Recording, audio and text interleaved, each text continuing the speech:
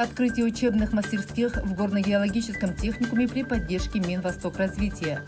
Помощь участникам специальной военной операции. Создание эвенской общины в поселке Хандыга. Смотрите в этом выпуске главные новости из Тампонского района. В Хандыге в горно-геологическом техникуме при поддержке Минвостокразвития торжественно открылись высокотехнологичные мастерские. Новые учебные площадки созданы по направлениям сварочное производство, геопространственные технологии и цифровое горное дело. И наша мечта, можно сказать, и мечта моих друзей, многих поколений геологов свершилась. И на сегодняшний день, конечно, за 13 лет мы уже выпустили более 1000 специалистов среднего образования для горнодобывающей отрасли и плюс еще 1700 специалистов рабочих профессий, которые необходимы. Но это широкий диапазон у них, начиная от погрузчика, кончая экскаваторщиками и так далее, и так далее. Так что для нас, для нашего перспективного промышленного района Тампонский, это очень хорошо, и это залог развития как нашего района, так и всего северо-востока нашей республики. В церемонии открытия в онлайн-формате приняли участие первый заместитель министра образования республики Михаил Присяжный, представители учебных учреждений, индустриальных партнеров ИВГК, Колмар, Эльга-Уголь, Алроса, Якут-Уголь, Алмаза-Анабара, куда на практику и работу трудоустраиваются студенты горно-геологического техникума. Все мы знаем, что в любой отрасли самый главный ресурс – это человеческий ресурс. И, конечно же, во всех отраслях экономики, промышленности, производства, сельского хозяйства, конечно, необходимы профессиональные специалисты. И открытие мастерских тому подтверждение, конечно, бы хотелось руководству горно-геологического техникума еще дальше развиваться.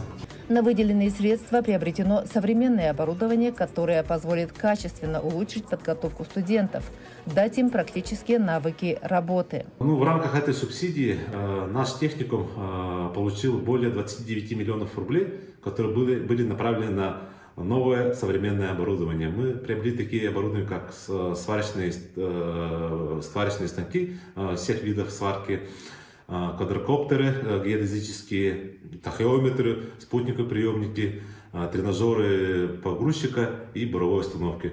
Также современные компьютеры, ноутбуки и много другое. К началу нового учебного года для новых мастерских были полностью отремонтированы помещения учебно-лабораторного корпуса. Благодаря помощи Южноверхоянской горнодобывающей компании «Полиметалл» они теперь соответствуют всем требованиям учебных процессов. Мастерская геопространственные технологии предназначена для студентов, которые изучают прикладную геодезию и маркшейдерское дело с получением квалификации оператора БПЛА. Мастерская геопространственные технологии. Здесь мы обучаем маркшейдеров, геологов и аэрофотогеодезистов.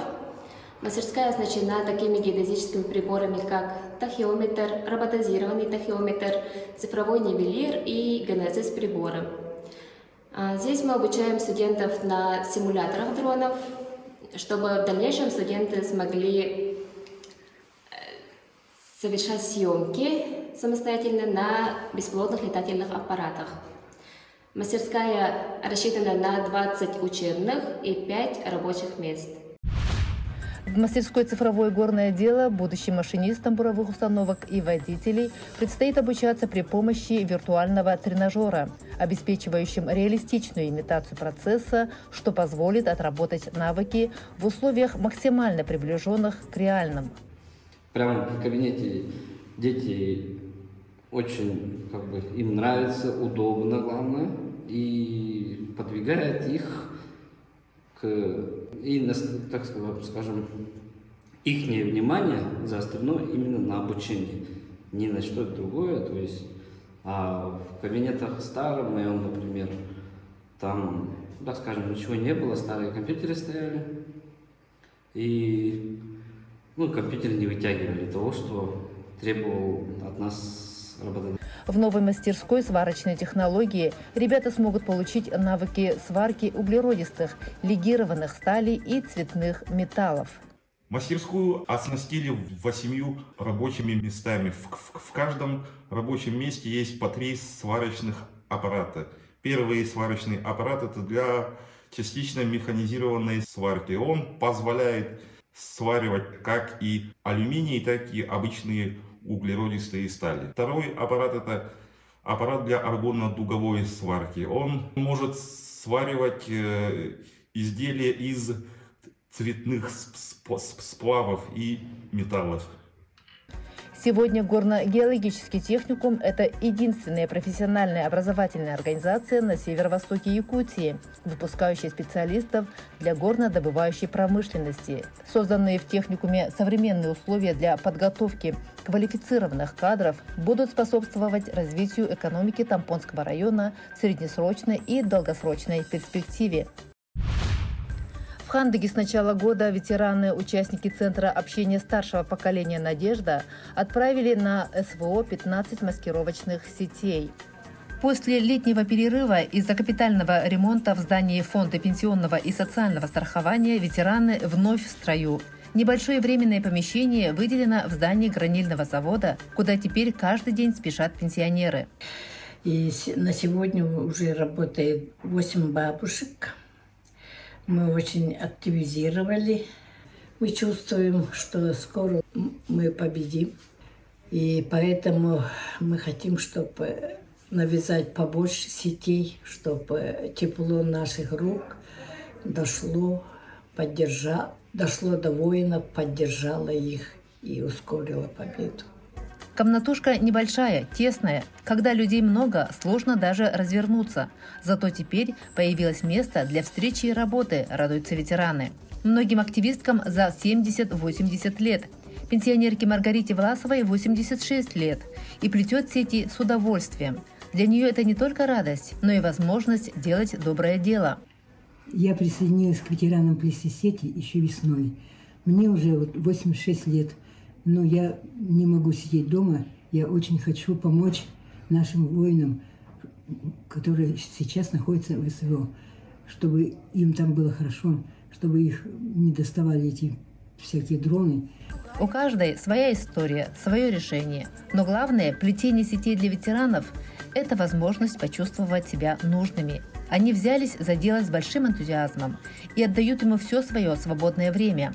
За 1,5 недели пенсионеры изготовили одну маскировочную сеть размером 9×3, а всего за время работы послали на СВО 15 маскировочных сетей. Третью партию пожилые люди готовят к отправке в конце ноября. Каждый день пенсионерки Любови Тихоновны проходит за вязанием носков. Научилась этому еще в молодости. С тех пор со спицами и клубками не расстается. Говорит, это занятие ее успокаивает. Я люблю вязать, мне нравится вот именно вязать. Ну, я так сильно нет, а вот носочки хорошо я вяжу. Навязала своими зятю и Оксанке. Я отдыхаю. Вот это вот я сижу. Вот, и мысленно я думаю, там вспоминаю свою молодость, смотрю телевизор рядышком. Любовь Тихоновна Минакова полвека трудилась на благо тампонского здравоохранения. Медсестрой в гинекологии, роддоме, поликлинике. Ушла на заслуженный отдых всего 5 лет назад, в 79 лет. Любовь Тихоновна не привыкла сидеть сложа руки. Как узнала, что в Хандыге открылся Центр общения старшего поколения «Надежда», так сразу и пошла туда. Днем там она плетет сети, а дома на досуге вяжет носки. За весну Любовь Тихоновна связала 20 пар носков, а с лета 15 пар. Доброе сердце женщины болит за всех солдат на передовой. Сын ее соседки сейчас тоже на СВО, и Любовь Тихоновна очень ждет его в отпуск. И ноги мокрые, и все, чтобы они пришли в свою палатку, в свое помещение, где они находятся, поменять. Ножки, чтобы были сухие, чистенькие, чтобы не болели. И я посчитала нужным помогать и носками. А еще мастерица решила класть в каждую пару носков маленькие шоколадки. Получат солдаты носки, а там сюрприз. Им приятно будет. Пусть знают, что мы верим в них и всех ждем здоровыми и невредимыми, говорит ветеран. В Хандыге проживает свыше 230 уроженцев отдаленного оленеводческого села Тополиное. 1,5 года назад они решили объединиться и создать эвенскую общину. Помещение им долго искать не пришлось. Земляков поддержала директор районной библиотеки Елена Колодезникова, выделившая для встреч просторный зал в библиотеке.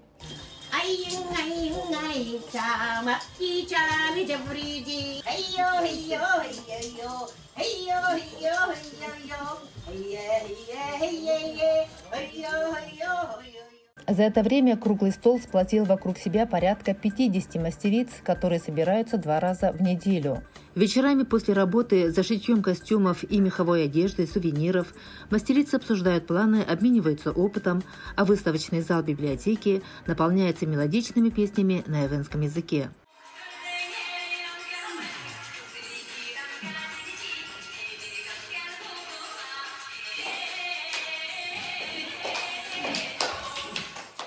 Активистка общины Ольга Николаева впервые своими руками сшила национальный костюм.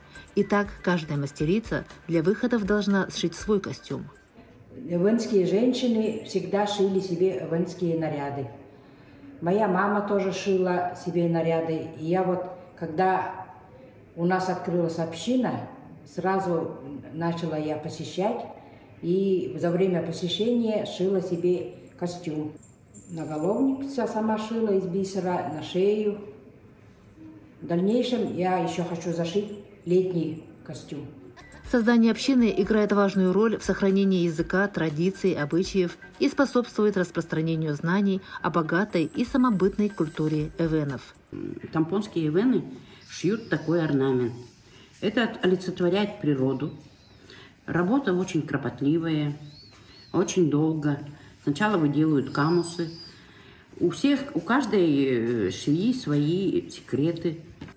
Представители общины, как носители языка и культуры эвенского народа, постоянно участвуют в мастер-классах, посвященных традиционным ремеслам, играм, в национальных праздниках, где исполняют круговой танец хэти. Любят в Тампонском танец хэти. Если мы выходим танцевать, в хоровод становимся и танцевать, приглашаем всех, очень все весь народ выходит.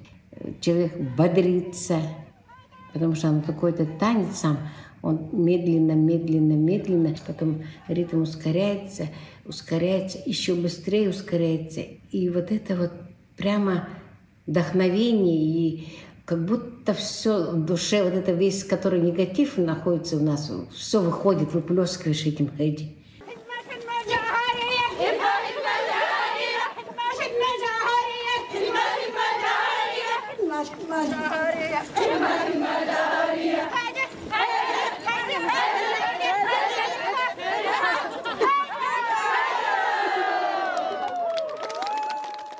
В планах общины привлечение к деятельности и молодежи, и мужчин. Продолжение организации мастер-классов для населения по выделке шкур оленей, пошиву унтов, орнаментов, а также активное участие в различных мероприятиях, в том числе и в республиканских. Уже сейчас община начала подготовку к летнему празднику Эвенек, проводимому в городе Якутске.